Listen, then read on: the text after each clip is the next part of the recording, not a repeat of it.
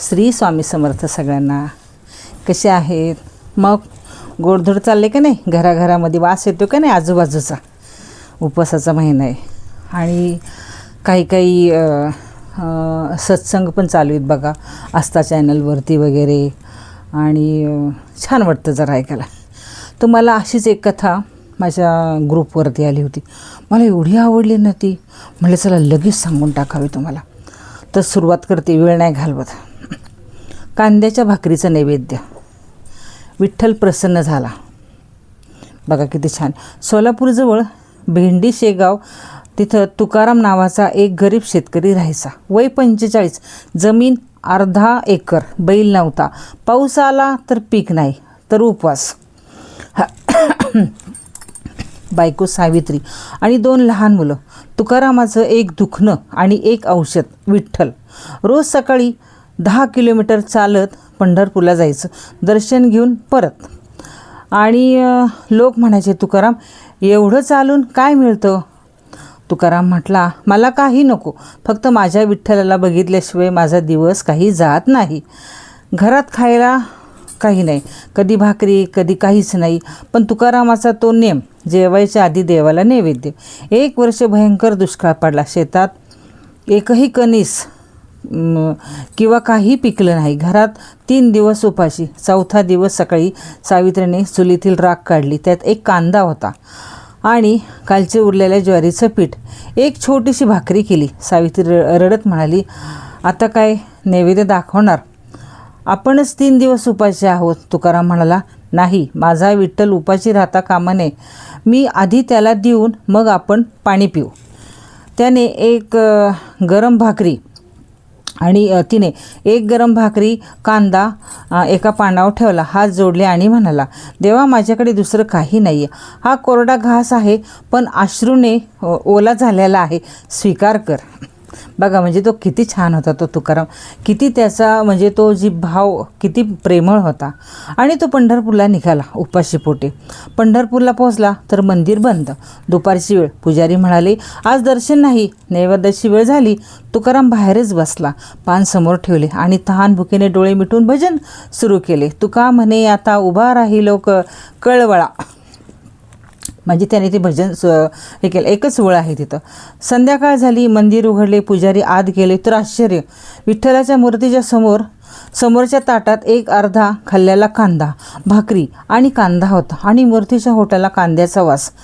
सगळे गाव जमात झाले. चमत्कार चमत्कार. तेव्हाच तुकाराम बाहेर बसला होता.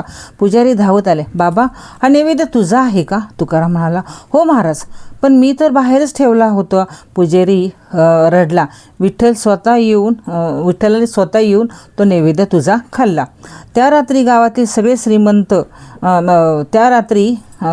सगळ्यात श्रीमंत सावकाराला, म्हणजे त्या गावातल्या एका श्रीमंत सावकाराला स्वप्न पडलं. विठ्ठल म्हणाले, उद्या सकाळी तुकारामाच्या घरी जा, त्याचं कर्ज फेड, त्याला 5 एकर जमीन दे, कारण त्यांनी मला जे दिले ते कुबेर पण देऊ शकणार नाही, असे विठ्ठल त्या सावकाराला म्हणाला.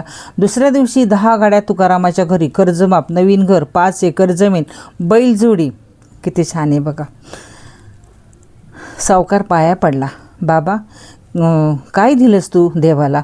तुकाराम म्हणाला, काही नाही दादा, फक्त विश्वास दिला की तो आहे. आजही पंढरपूरच्या मंदिरात एक पितळी ताट आहे, त्यावर कोरले आहे. या ताटात 1823 साली तुकाराम भक्ताने कांद्याची भाकरी अर्पण केली आणि विठ्ठलाला त्याने प्रेमाने ती खाऊ घातलेली. म्हणजे ते 1823 ते ताट आहे. आजही ते पंढरपूरला बघायला मिळतं बघा. या खूप मोठ्या कथेचं अत्यंत लाभदायक बोध भक्तांच्यासाठी त्याच्यात दिलेलं आहे बघा. तर तुम्ही वाचते. देवाला पदार्थ नको, भाव पाहिजे. 56 भोग नको, एक भाकरी चालेल, पण प्रेमाने दिलेली असावी. पहिला हक्काचा देवाचा. आपण खाण्याच्या आधी एक घास देवाला अर्पण करा. बघा बरकता कशी येते. उपाशी राहून फक्त भक्ती तुकाराम उपाशी होता, पण देवाला विसरला नाही, म्हणून देव त्याला विसरला नाही. चमत्कार कसा होतो? जेव्हा तुम्ही माझ्याकडं काही नाही म्हणता, तेव्हा देव म्हणतो आता मी आहे.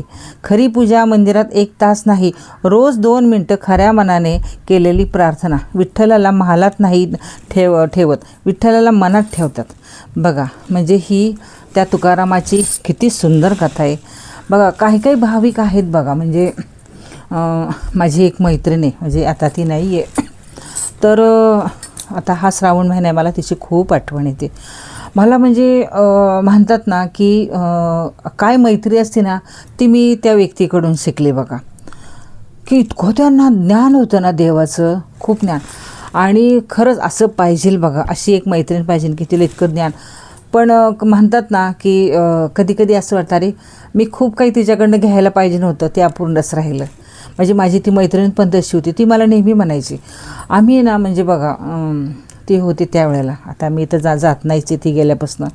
आमचा एक नेम होता, आमची तिघींचा नेम होता. मी अजून एक आहे आणि एक म्हणजे आता हयात नाही आहे.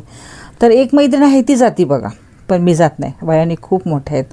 तुम्हाला मी सांगितलं ना, मैत्रीला वय नसतं. तर ह्या श्रावण महिन्यामध्ये ना आमचा नेम होता, आम्ही 5:30ला जायचो, म्हणजे जायचोच बघा मंदिरामध्ये. तर मी त्यांना एवढं म्हणायची, एक दिवस जर नाही गेलं तर ते म्हणले नाही, देव आहे ना आपली वाट बघत असतो. मला त्यांचं ते वाक्य इतकं आवडलं ना खूप.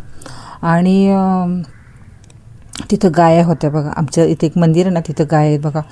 तर ते दोघंजणं फार सेवा करतात, ते दोघंजण. महादेवाचं मंदिर पण आहे, गाया वगैरे आहेत त्यांच्याकडं. इतकी सेवा म्हणजे निस्वार्थी मनाने करतात ना, आणि कुणीही जाऊ द्या, कुणीही जाऊ द्या, इतकं छान म्हणजे ती करते ना. तिचं नाव अनिता आहे बघा. खराडीमध्ये महादेवाचं एक मंदिर आहे, अनिता चापले, हे दोघं नवरा बायको आहेत ना, फार सुंदर म्हणजे त्या मंदिरात पूजा करतात. म्हणजे त्यांचं ते मंदिर आहे, गाया आहेत, खूप छान आहे बघा. कधी जर आले खराडी गावात तर बघा, तिथं तुम्ही जा, मस्त मंदिर आहे बघा.